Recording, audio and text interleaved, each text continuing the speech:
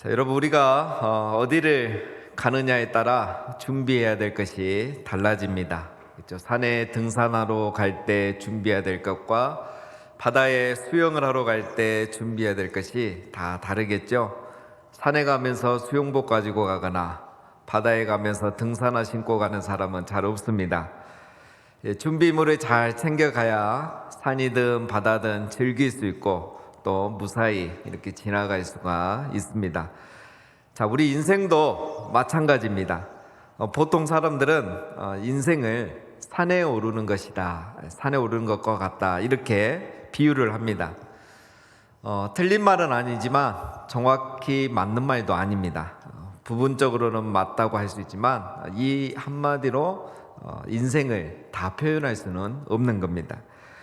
산은 올라가면 계속 거기에 머무를 수 없죠. 정상에 한번 올라가면 내려와야 되잖아요. 근데 정상에 오르는 것이 성공이라고 한다면 그 다음엔 어떻게 해야 됩니까? 다시 내려와야 되잖아요. 그럼 실패하란 말인가? 말이 안 되는 거죠. 또 정상에 오르는 것을 꼭 성공이라고 말한다면 지금까지 뭔가 크게 이룬 것이 없는 사람은 그럼 다 실패한 인생을 살았다고 할 수 있는가? 그것도 아니지 않습니까? 우리가 인생을 이렇게 산에 오르는 것으로 생각하다 보니까 우리 사람들이 어떻게 하면 저 산에 오를 수 있을까? 그리고 남들보다 더 높은 산에 오를 수 있을까? 어떻게 하면 남들보다 더 빨리 저 산에 내가 먼저 올라갈 수 있을까? 늘 이런 생각을 하고 이런 고민을 하는 거예요. 그러니까 인생이 즐거움이 아니라 경쟁을 하게 되고, 그러다 보니까 똑같은 산에 경쟁해서 올라가야 되니까 공부를 해도 재미가 없고 인생이 힘들어지는 겁니다. 여러분, 우리가 기억해야 될 것이 있습니다. 인생은 산을 오르는 것보다는 광야를 지나는 것과 더 비슷하다는 겁니다. 결혼을 하는 것이 산에 오른 것이라면 결혼 생활은 광야를 지나가는 것과 같습니다.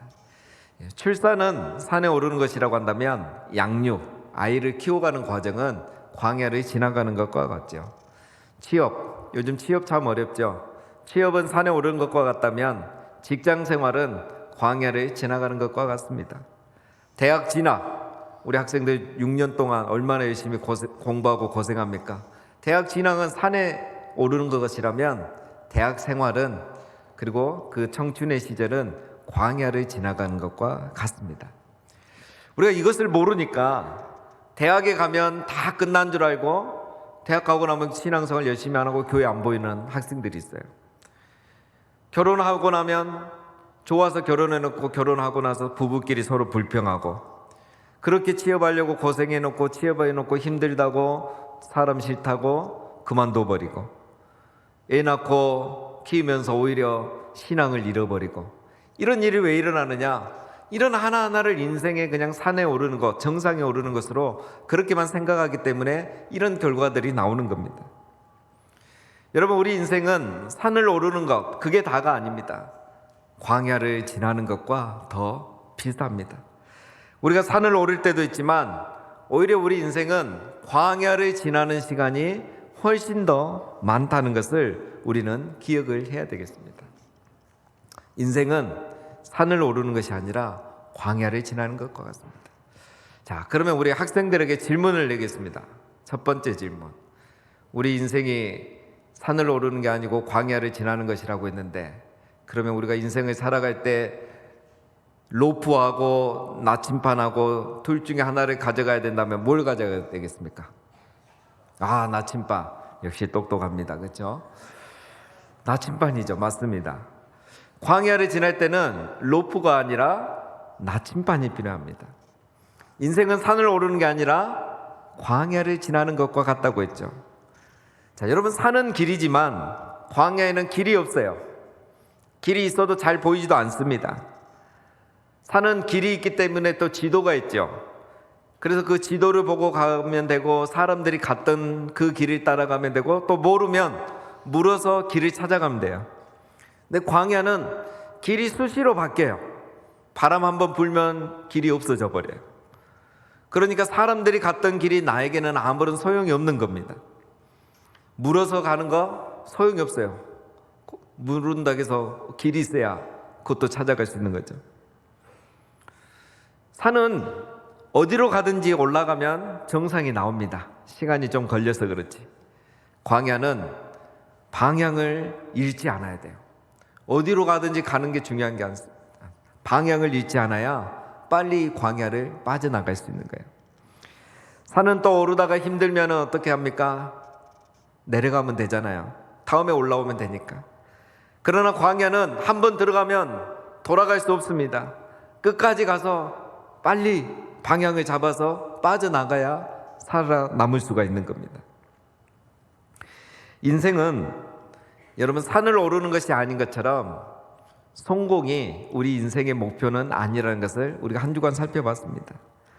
인생은 광야를 지나는 것인 것처럼 성공이 인생의 목표가 아니라 광야를 벗어나는 것, 즉 이 광야에서 내가 승리하는 것이 인생의 목표가 된다고 우리는 살펴봤습니다. 그래서 여러분 성경에는 우리가 생각하는 것과는 다르게 성공이란 단어가 사실 없습니다. 우리가 성공이라고 번역한 단어들은 대부분 번영하다, 번성하다 이런 뜻들이에요. 그런 걸 가지고 우리가 이제 성공이란 이 시대의 언어로 번역을 해놓은 겁니다. 그런데 우리는 인생을 산에 오르는 것으로만 생각하고 또 성공을 인생의 목표로 생각하니까 어제 우리가 살펴본 것처럼 바알을 섬기고 또 하나님을 바알처럼 섬기는 일들이 일어나는 겁니다.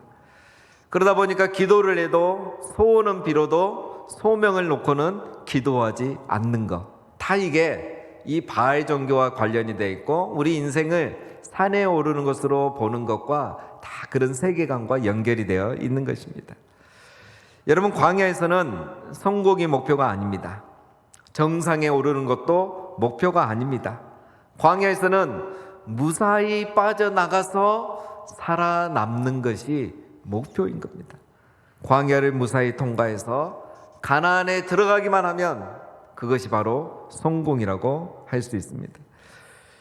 지금까지 우리가 말씀드린 것처럼 이런 이유 때문에 광야는 사실 힘듭니다. 좋은 조건이 없죠. 그래서 광야는 누구나 지나가야 하고 이 광야는 누구에게나 힘든 그런 곳이고 힘든 시간이 되는 겁니다. 여러분 그 한때 유명했던 책이 있죠. 아프니까 청춘이다. 우리 청년들에게 굉장히 인기가 있었습니다. 공감이 됐다 이 말이죠. 그때 벌써 10년이 훨씬 더 된 책인데 그때 청년들도 아팠지만 그래서 그렇게 공감해서 베스트셀러가 됐는데 지금 청년들도 보면 더 아픈 것 같아요. 자기들이 그렇게 아프다고 또 말합니다.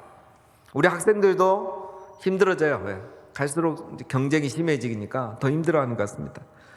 근데 여러분 사실 우리 학생들과 청년들을 기억해야 됩니다. 여러분 청년들, 우리 학생들만 힘든 것이 아니에요. 여러분의 부모님인 중년은 더 아픕니다. 아십니까? 청년은 아프면 울기라도 하지만 중년은 아파도 울지 못합니다. 그래서 어떤 교수님이 또 책을 쓰셨어요. 그들은 소리내 울지 않는다. 공감되지 않습니까? 청년은 아파서 울지만 중년은 너무 아파서 소리내면서 울지도 못해요. 이 두 제목을 보면 무엇을 알 수 있습니까, 여러분? 인생은 광야를 지나가는 것이고 인생은 갈수록 힘들다는 거예요. 청년 때도 아파요. 근데 부모님 세대 중년이 되면 더 아파요. 이게 바로 우리 인생이 광야라는 것을 보여주는 거예요. 그래서 여러분 대학만 가면 끝이다. 결혼만 하면 끝이다. 취업만 하면 끝이다. 아닙니다. 그 뒤에 있을 광야를 생각하셔야 돼요. 그 다음부터 이제 정말 우리가 광야를 가는 거예요. 취업도 하고 결혼도 하고 대학도 가고 아이도 나오면 이제부터 광야가 시작이 되는 거예요. 그리고 또 자녀들이 크면 또 그 시대에 광야가 있는 거죠. 그래서 우리가 이때 꼭 챙겨야 될 것이 있다는 걸 말씀드리는 겁니다. 산에 오를 때 지도가 필요한 것처럼 로프가 필요한 것처럼 그러나 광야를 지날 때는 더 중요한 거 나침반이 필요하다는 거예요. 광야를 지날 때 나침반이 필요한 것처럼 우리가 광야 인생을 살아갈 때도 나침반이 있어야 되는데 그 나침반이 바로 무엇이냐 하면은 하나님의 말씀인 겁니다. 시편 말씀 우리 다 같이 함께 읽겠습니다. 시작. 주의 말씀은 내 발의 등이요 내 길의 빛이니이다. 아멘. 여러분, 하나님의 말씀이 발의 등이고 길의 빛이라는 거예요. 그럼 이 표현이 너무 멋지지 않습니까? 발의 등은 뭡니까? 한 걸음 한 걸음 나갈 때 내가 발을 어디에 디뎌야 될지 비춰주는 거예요. 그러면서 동시에 하나님의 말씀은 길의 빛이에요. 빛이 저 끝에 있기 때문에 여러분 아침에 올 때 우리 거제교회 십자가 불빛이 보이잖아요. 그 빛을 보면 방향을 알 수 있잖아요. 빛은 방향을 잃지 않게 해주는 거예요.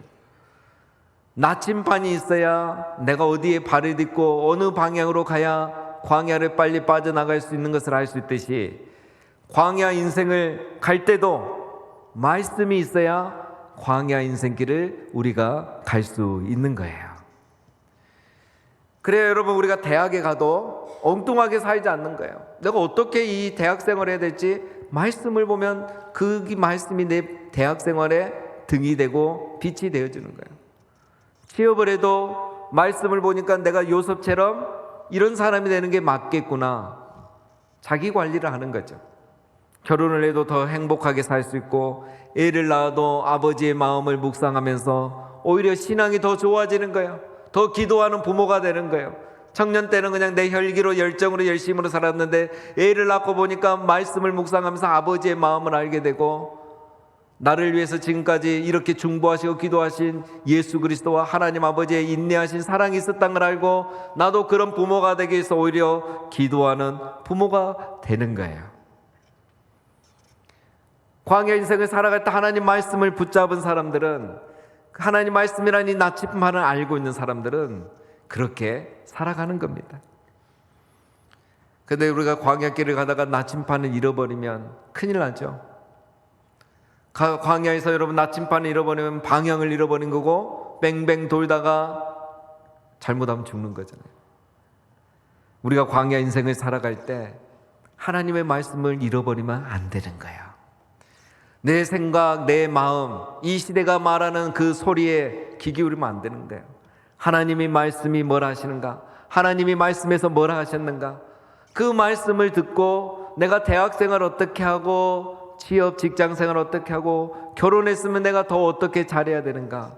하나님의 말씀을 듣고 그 나침반을 가지고 방향을 잡고 살아갈 때 광야 인생이 행복한 인생이 될 줄로 믿습니다. 자, 이제 두 번째 퀴즈입니다. 우리 학생들 잠을 못 자게. 여러분, 광야 인생을 살아갈 때 또 필요한 게 있습니다. 우리가 광야를 갈 때는 말과 낙타 중에 어떤 것을 데리고 가야 될까요? 아, 낙타. 이를 잘 알죠. 틀린 사람이 없네. 맞습니다, 여러분. 광야를 갈 때는 말이 아니라 낙타를 데리고 가야 됩니다. 사람들은 낙타보다 말을 좋아하죠. 왜냐하면 말이 낙타보다 빠르거든요. 그러나 이것은 어디에 있느냐에 따라 달라지는 거예요. 여러분, 낙타가 느리다고 생각하죠? 근데 낙타가 느린 것만 아닙니다.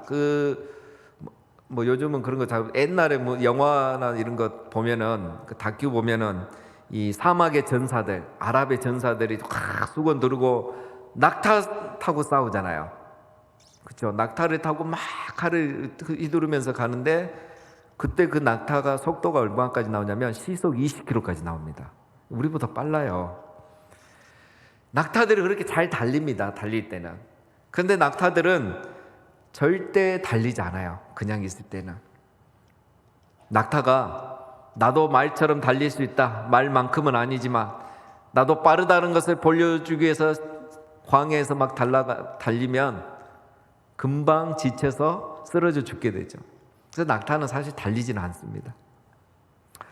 여러분, 낙타는 어떤 짐승입니까? 우리가 아는 낙타는 주로 등에 짐을 지고 사는, 그래서 고단한 인생을 사는 그런 짐승으로 우리가 알고 있습니다. 제가 우리 앞에서 우리는 광야 인생을 지나가는 것과 같다고 했는데, 자, 여러분, 우리 인생이 광야라면 우리는 무거운 짐을 지고 살아가는 낙타와 같다라고 할 수가 있습니다. 광야에서 짐을 지고 살아가는 낙타처럼 우리도 광야 인생을 살아가면서 얼마나 많은 무거운 짐을 지고 살아가고 있습니까? 그런 면에서 우리도 낙타와 같은 겁니다. 그런데 저 낙타와 낙타 같은 우리가 다른 점이 있습니다. 여러분, 낙타는 스스로 짐을 지지는 않습니다. 낙타는 주인이 짐을 실어줍니다, 사실은. 그래서 아침이 되면 낙타가 주인 앞에 와서 무릎을 꿇고 딱 앉아요. 그러면 주인이 낙타에게 짐을 실어준다고 합니다. 그렇게 하지 스스로 자기 짐을 지지 않아요. 그래서 이때 주인은 낙타에게 짐을 실어줄 때 적당한 양의 짐만 실어줍니다. 왜냐하면 주인이 욕심나서 많은 짐을 실어버리면 낙타가 지치면 중간에 가다 쓰러지면 이 광야를 벗어나지 못한다는 걸 주인은 너무 잘 알아요. 그래서 꼭 필요한 짐만 낙타에게 지어줍니다. 그런데 낙타 같은 우리는 그렇지 않습니다. 너무 많은 짐을, 무거운 짐을 지고 가고, 그래서 힘겹게 살아가는 게 바로 우리 인생입니다. 욕심을 줄이고 짐을 줄이면 되는데 이 욕심을 채우려다가 짐을 계속 늘려가는 겁니다. 그래서 무거워지는 거죠. 여러분, 우리가 그래서 일주일 동안 살펴본 것이 이런 말씀 아닙니까? 우리가 탐욕의 짐을 좀 내려놓고 너무 많은 그 소원의 짐도 좀 내려놔야 우리 광야 인생이 쉬워지고 가벼워지는 겁니다. 우리는 무거운 짐을 지고 하나님께 힘들다고 하면서도 짐을 내려놓지를 않아요. 내려놓지 않을 뿐만 아니라 하나님께 맡기지도 않아요. 하나님은 우리에게 뭐라고 말씀하십니까? 이 시편에 보면은 내 짐을 여호와께 맡기라. 그가 너를 붙드시고 의인의 요동함을 영원히 허락하지 아니하시리로다. 여러분, 무거운 짐을 내가 지고 가는 그런 인생 살지 마시고 우리의 모든 무거운 짐을 하나님께 맡기시기를 바랍니다. 하나님이 가장 좋은 길, 가장 완전한 길로 인도하신다는 걸 믿고 맡기시기 바랍니다. 맡기란 말은 무슨 말이겠습니까? 우리가 어떻게 할 수 없다는 거예요. 내가 할 수 없는 거 지고만 가지 말고, 지고 가다가 그냥 쓰러져서 광야에서 죽지 말고 하나님께 그냥 맡겨드리라는 거예요. 우리가 염려 걱정하는 것은 내 영역이 아니고 다 하나님이 하시는 영역이기 때문에 맡기는 게 맞습니다. 이 부분은 우리가 금요 기도회 때 계속 살펴봤습니다. 그런데 우리가 어떻게 합니까, 여러분? 기도할 때는 하나님께 맡기고 기도회 끝나고 나갈 때는 다시 그 짐 메고 또 지고 나가신단 말이에요. 우리 예수님께서 우리에게 뭐라 말씀하십니까? 수고하고 무거운 짐진 자들아 다 내게로 오라. 내가 너희를 쉬게 하리라. 네, 이런 배경 하에서 예수님이 다 이렇게 말씀하신 거예요. 여러분, 이제 무거운 짐을 다 가지고 예수님께 맡겨드리고 쉬십시오. 나한테 와서 짐을 내려놓고 쉬어라. 어떻게 우리가 짐을 내려놓고 쉴 수 있을까요? 예수님 계속 말씀하시죠. 나는 마음에 온유하고 겸손하니 나의 멍에를 메고 내게 배우라. 그리하면 너희 마음이 쉼을 얻으리니 이는 내 멍에는 쉽고 내 짐은 가벼우니라. 예수님이 짐을 가지고 말씀하시잖아요. 너가 진 짐 다 내려놓고 내가 지워지는 짐만 지고 살아가라는 거예요. 예수님이 주시는 이 멍에, 쉽고 가벼운 이 멍에만 지고 가라는 겁니다. 이 멍에는 쉽고 가볍다는 거예요. 여러분, 이 멍에 이 짐이 무엇이겠습니까? 어제 살펴본 말씀이에요. 너가 지고 가는, 너가 스스로 짊어진 탐욕의 짐, 소원의 짐, 그 많고 많은 소원의 짐 이제 좀 내려놓고 예수님이 지어주신 짐, 소명의 짐을 지고 가라. 소명의 짐을 지고 가면 인생이 쉬워지고 가벼워지고 행복해진다는 거예요.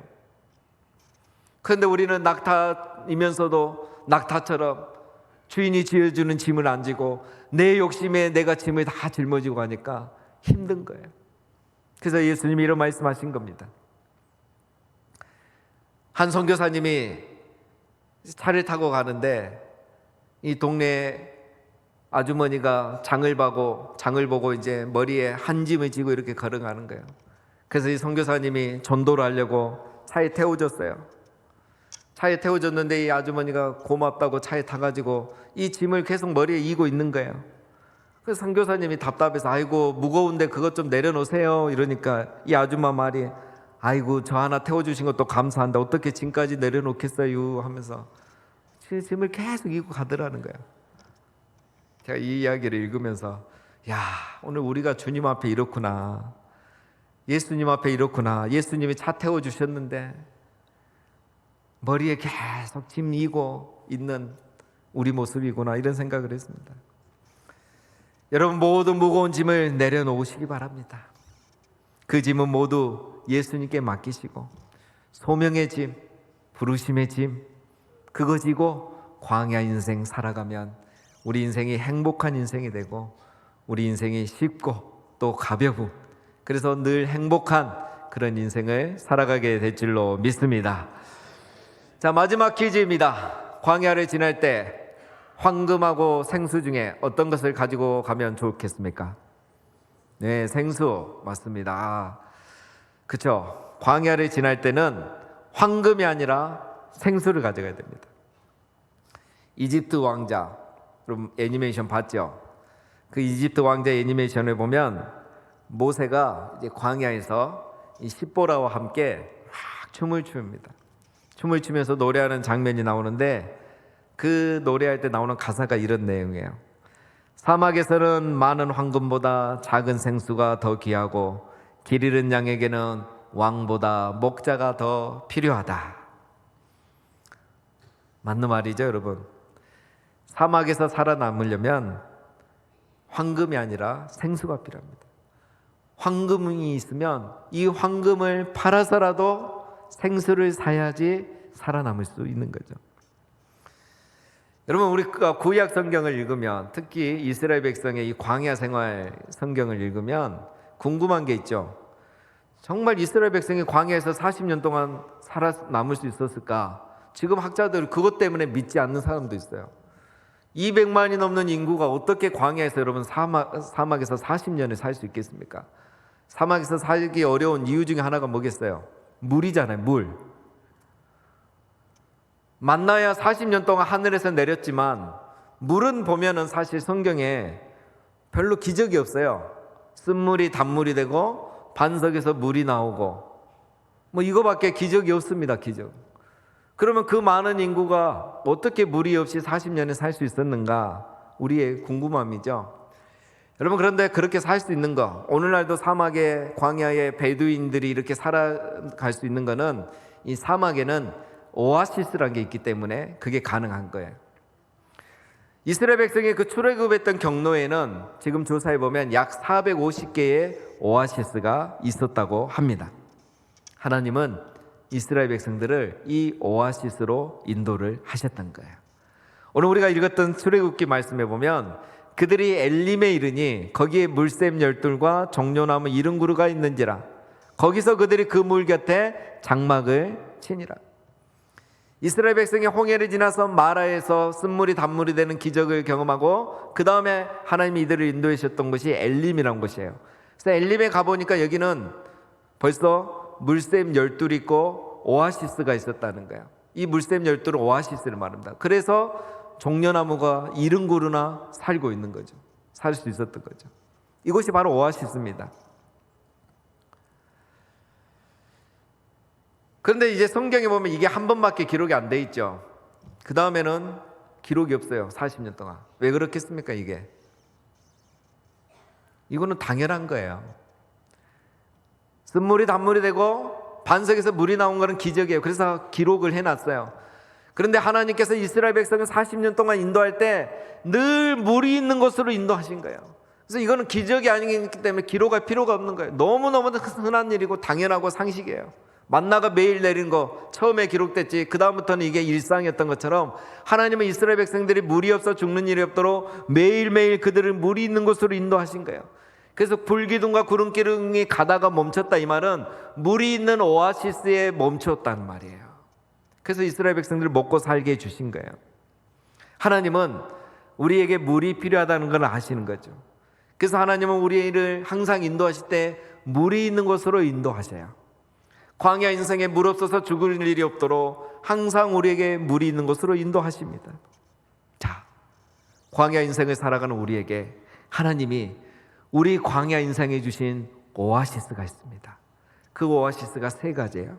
뭐냐면 바로 예수님과 교회와 주일입니다. 예배. 우리가 광야 인생을 지나갈 때 이 세 가지 오아시스를 주시고 우리가 절대 이 광야에서 지쳐 쓰러져 죽지 않도록 해 주셨다는 거예요.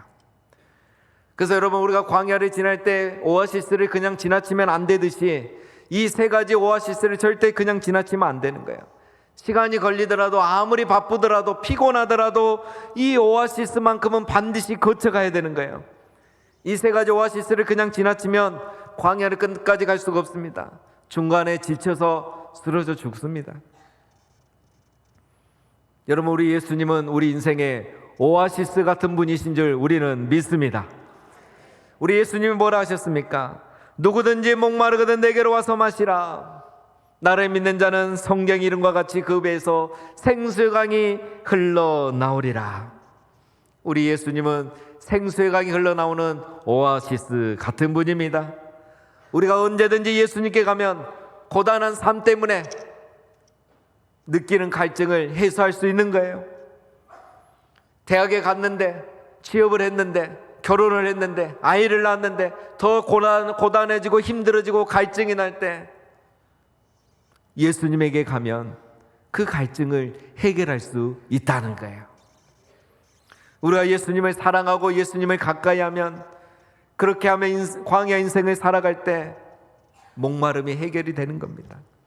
광야 인생을 완주할 수 있어요. 행복하게 광야 인생을 살아갈 수 있는 거예요. 구약의 백성들이 여러분 멸망한 이유가 뭡니까? 예레미야가 뭐라 하죠? 너희는 생수의 근원 대신 여호와를 떠났기 때문이라는 거예요. 생수의 근원이 하나님이신데 하나님을 떠나니 이 광야 인생을 그들이 제대로 살아갈 수 없었던 거예요. 사랑하는 여러분, 어떤 일이 있어도 우리 인생의 오아시스인 예수님을 꼭 붙잡고 살아가시기를 바랍니다. 두 번째, 교회가 오아시스입니다. 교회는 구원의 우물이 있는 오아시스예요. 우리는 교회를 통해서 구원을 받았고 은혜를 받았습니다. 교회를 통해서 여러분 말씀의 생수, 은혜의 생수, 성령의 생수를 우리는 마시게 되는 거예요. 어떤 사람은 교회를 아주 우습게 생각합니다. 바쁘면 교회에 안 나와도 되고, 삐지면 교회 떠나도 되고, 오아시스 없이 여러분 광야에서 살 수 없듯이 우리가 교회 없이 광야 인생을 살아갈 수 없는 거예요. 교회를 가까이 하시고 교회를 자주 오시고 교회 생활을 즐겁게 하십시오. 그러면 우리 인생도 이 광야 인생 고단함 없이 행복하게 지나갈 수 있는 것입니다. 마지막으로 여러분, 주일이 오아시스이고 우리가 하는 이 예배가 오아시스입니다. 어떤 사람은 너무 바빠서 주일을 건너뛰는 사람도 있고, 오아시스를 그냥 지나친 사람이 있습니다. 얼마나 바쁜지 이 오아시스를 들릴 여유도 없다는 거예요. 광야를 빨리 벗어나고 싶겠지만 말을 타고 빨리 달린다고 오아시스를 지나치고 그렇게 간다고 해서 되는 것이 아닙니다. 쉬지 않고 달린다고 해서 광야를 벗어날 수 있는 게 아니에요. 산은 참고 올라가면 정상이라는 게 있지만 광야는 그렇지 않습니다.